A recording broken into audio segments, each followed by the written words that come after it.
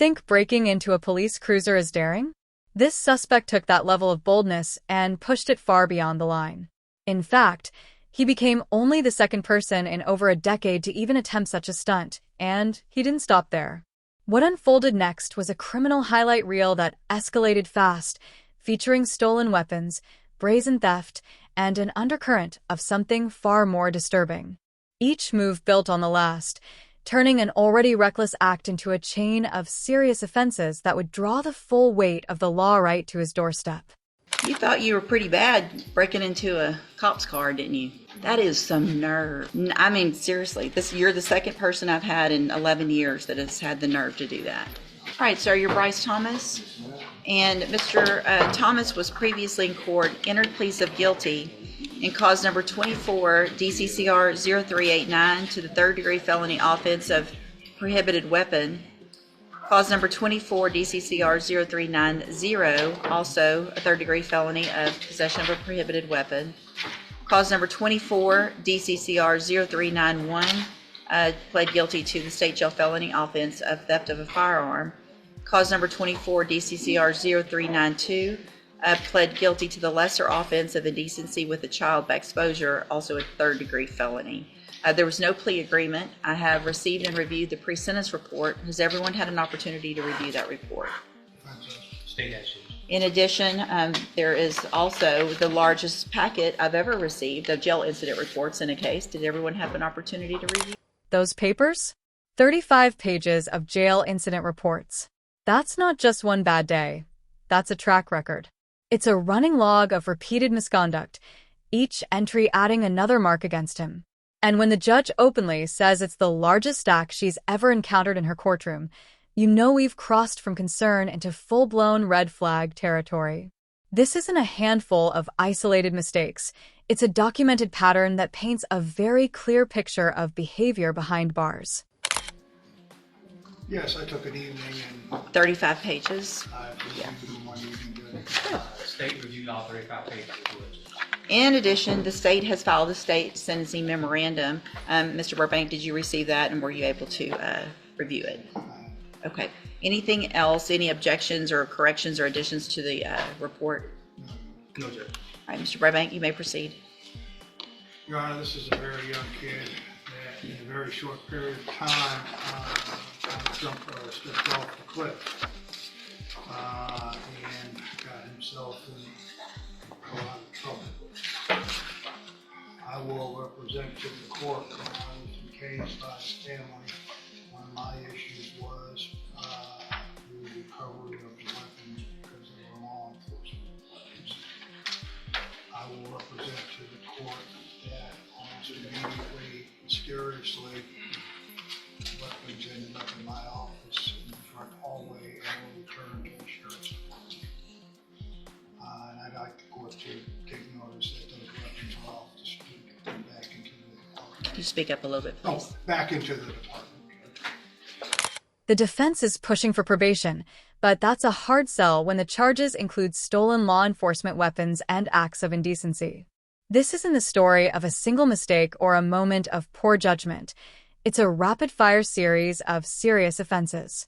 Each charge stacks on top of the last, turning the case into a crash course in how quickly felonies can pile up. With a record like this, the request for leniency isn't just uphill, it's a climb that's nearly vertical. We go open because I do not have a recommendation. You can place him on probation for a period of 10 years and see what he does. These are third-degree felonies that you can do. At the very end, state jail judge, I believe, the theft of a firearm. You could put him in a state jail for a period of time and put him on probation for the other one. I would ask that if you are going to send him to the penitentiary, that maybe in reference to the sexual offense, that you do place him on probation, so that you can have some accountability for him once he got out for a period of time. That would give the court maybe whether or not he's learned his lesson. Now, as you peruse through the 35 pages of incident reports, and I'm not trying to be funny, because I've talked at length with Mr. Thomas about those. And he'd like to address the court on those. It is what it is, and that's not behavior of whether or not he would be able to follow court's orders if he can't follow what's going on in jail for a period of time in reference to probation. I would ask that the court would ask Mr. Thomas. Yep, go ahead. You have something to say? I was young and dumb. It's the go-to line for defendants hoping to frame their actions as nothing more than youthful mistakes. But in this courtroom, the judge isn't buying it. The patience is run out. And when even the jail staff can't wait to see you gone, it's a clear sign you've exhausted every excuse in the book. At that point, the narrative of inexperience doesn't hold up against the reality of repeated misconduct and a record that speaks for itself. It's just young, dumb, just being in jail at a young age and not really knowing, but I got write-ups. Yeah, but once you get several write-ups, the whole point of growing up is to learn from your mistakes. Yes, ma'am. Yeah. So if you keep getting write-ups, then you can't just say I'm young and dumb, so I keep getting write-ups. I don't disagree that you're young and dumb, but this is ridiculous. I know our jail cannot wait for you to get out. Cannot wait. Mr. Coleman? Yes, Your Honor, I'll be brief since I made the state's position clear in our sentencing memorandum. I'd like to briefly shift the focus from the write-ups to the underlying facts in this case, which I believe are still in out of cop cars. Still in from patrol vehicles, at least 2 patrol units, Your Honor. Detective Matt Dixon is here if you want to hear more details of the detective. But Your Honor, I think the audacity, the boldness to steal these weapons from a police car goes to show what exactly the nature of this defendant is and what we're dealing with here. And even more than that, Judge, it appears from the underlying facts that the defendant may be implicated in a series of other car burglaries. We've got a Glock switch that converted one of those weapons into a fully automatic weapon. He was conspiring with another juvenile, a 16-year-old, to steal the weapons, which a photograph is attached to my sentencing memorandum if you've seen it. This was nothing less than an arsenal that these kids amassed, Judge. I shudder to think what could have become of these weapons if they would end up in the hands of other criminals, if they could have been used. A Glock switch. Fully automatic weapons. A 16-year-old accomplice. This isn't just reckless teenage behavior. It's the kind of dangerous mix that could easily turn into the next front-page headline. The stakes aren't just legal, they're public safety on a high alert. The prosecutor's approach here isn't limited to building a case. It's about sending a clear warning. This is a situation where prevention is just as urgent as prosecution, and the message is aimed far beyond the defendant sitting in the dock. Long gone are the days where there's a low caliber Saturday night special that these kids use, in some type of a crime. They are loaded for bear with fully automatic weapons. I'd ask the court to make an example out of this defendant. He benefits from not having a criminal history to speak of, but Your Honor, this is beyond the pale. I'd ask you to send him, do 2 things, a split sentence in this case. Sentence him to prison for what he's done, and then following that, a consecutive probation period so that we can continue to monitor him and supervise him after he's released from prison. Thank you, Your Honor. So I wanted to make sure, Mr. Coleman, I've done this type of sentencing that you're asking for on some different cases.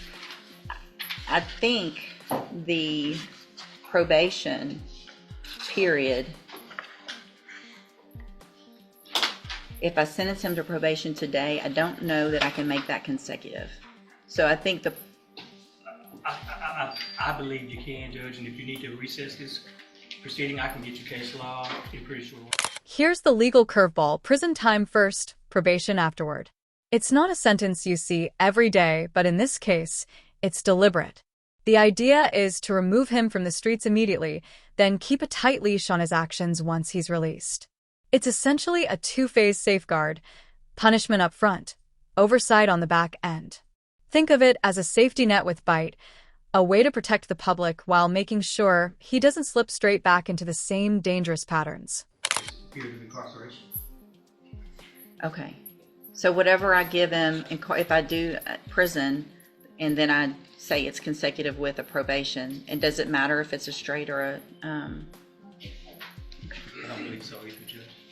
But again, I'm happy to get you some cases. No. I appreciate the idea. Again, we've done it sometimes. I mean,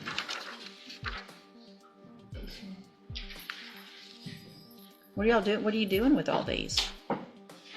In Texas, a judge Not can shooting sack a people. Sir? Not shooting people. Not shooting people yet. What are you shooting? Why would you have these? What are you getting these to shoot at? Just to be tough and say you have guns?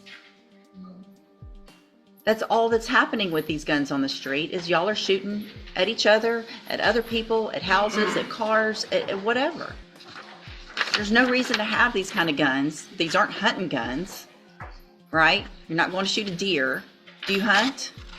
I do. Do I you? have before, but Have you? Which one of these is your hunting gun? none of those.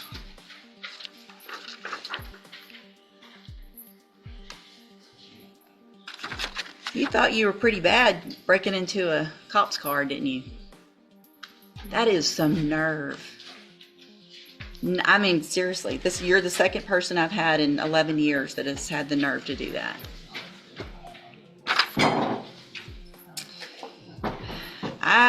Here's what I'm going to do, because I agree with Mr. Coleman. I would like, at least in the indecency case, to get treatment and probation on that case so that we know you're not going to go make that type of bad decision. The judge's words hit like hammer blows. 7 years, another 7, then 2 more, and finally, 10 years of probation. This isn't just a sentence, it's a roadmap. Either turn your life around, or stay stuck on this same destructive path. But I'm not giving you probation on everything. You want to change your life and do better and not be young and dumb, you're going to have some time to figure that out. So in cause number 24, DCCR 0389, I'm going to find that you entered your plea of guilty freely and voluntarily, find sufficient evidence to find you guilty, and at this time find you guilty of possession of a prohibited weapon. Mr. Coleman actually asked me to sentence you to 5 years. I don't think that's enough. I'm going to sentence you in that case to 7 years in the institutional division of the Texas Department of Corrections. You'll receive credit on that sentence for any time you've been in custody. And part of the reason I made it lengthier is because you have been in custody so long, and a 5-year sentence really isn't going to amount to much. Cause number 24, DCCR 0390, also find sufficient evidence to find you guilty, and at this time find you guilty of possession of a prohibited weapon. Sentence you to a term of 7 years in the institutional division of the Texas Department of Corrections. You will also receive credit on that sentence for any time that you've been in custody that the law gives you the right to receive. In cause number 24, DCCR 0391, find sufficient evidence to find you guilty, and at this time find you guilty of the state jail felony offense of theft of a firearm. Sentence you to a term of 2 years in the state jail prison. You will receive credit on that sentence for any time that you've been in custody that the law gives you the right to receive. Then in cause number 24, DCCR 0392, find sufficient evidence to find you guilty. However, in that case, I'm going to defer all proceedings, place you on probation. No, that's the third. I'm going to find you guilty of that offense, sentence you to a term of 10 years in the institutional division, but I'm going to suspend that and place you on probation for 10 years. Can I address the court on that? Mm-hmm. With the defer, though, with the registration, it would, if he did comply after he got out, that he may have a chance instead of a conviction. He's already got 3 convictions. Well, A I fourth. understand that, but a sexual kind of. May I respond, Judge? That is a reduced plea to a reduced charge. I agree. I'd like to point that out. Can I give a straight on indecency though? Hold on. I think it has to be deferred. Hold on. Yeah, it has to be deferred. Okay, so I'm going to go back in that cause number, which ends in 0392. Find sufficient evidence to find you guilty. However, I'm going to defer all proceedings, and I'm going to place you on probation for 10 years. That will run consecutively to the other cases. So that probation does not start until you get out of prison. Then, if you violate that probation, You could be sentenced up to 10 years in that case. So you're going to be under supervision or in custody for a very long time. So if you really want to change your ways, you're going to have every opportunity to do that. If you don't, you're going to end up, number one, you're probably not going to make parole if you keep acting like you've been acting here. If you get to prison and you act like this, you're not going to make your parole. You're going to do that whole 7 years. That's going to be up to you. The sooner you get out and act right, the sooner you can start this other probation and get off of it, grow up, and maybe change your life. That's going to be up to you. On that deferred, I am going to order a $500 fine that you follow all of the conditions of probation. That's going to include sex offender treatment, going to whatever classes are necessary, staying clean, not getting in any trouble, all of those kinds of things. Do you understand? Mr. Pullman? Your Honor, is there a deadly weapon finding option with these with the weapons? I don't think so. Okay. Okay. Unless you can, I don't think that's, We didn't allege it. well, and they're not, possession of a prohibited in the 3G, so I don't think we can, Okay. yeah. I'm sorry. All right, so all of these are actually wrong because y'all marked off plea bargain and there wasn't a plea bargain. So I'm going to hand you the trial court certification in all of your cases. This shows that these were not a plea agreement. It was a plea agreement, Judge, because there's a, no. Oh, there was an unauthorized use that we agreed would be dismissed. And also the lesser offense in that. So there was consideration taken. So this was an agreement, at least for those reductions. Okay. So you have waived your right to appeal. In these cases, I'm going to hand you those certifications. I'm also handing you a written admonishment regarding your ineligibility to possess a firearm or ammunition. Because of the judgments entered against you, you're ineligible under Texas law to possess a firearm or ammunition. Possession of a firearm or ammunition could lead to charges against you. Firearm is a legal term, and you should read that written admonishment I provide you to see what devices qualify as a firearm. If you have questions about the laws that make you ineligible to possess a firearm or ammunition or about how long that lasts, you can talk with me. Bryce Thomas leaves the courtroom carrying multiple convictions, a full decade of supervision ahead, and a future hanging in the balance. Parole might be possible, but the judge made it unmistakably clear. This is his final chance. With a curt "good luck to you, sir," the judge sends him off, and the bailiff escorts him away. All right, good luck to you, sir. You can go back with the bailiff. I thought so. Yeah. We have Mr. Jenkins that you're going to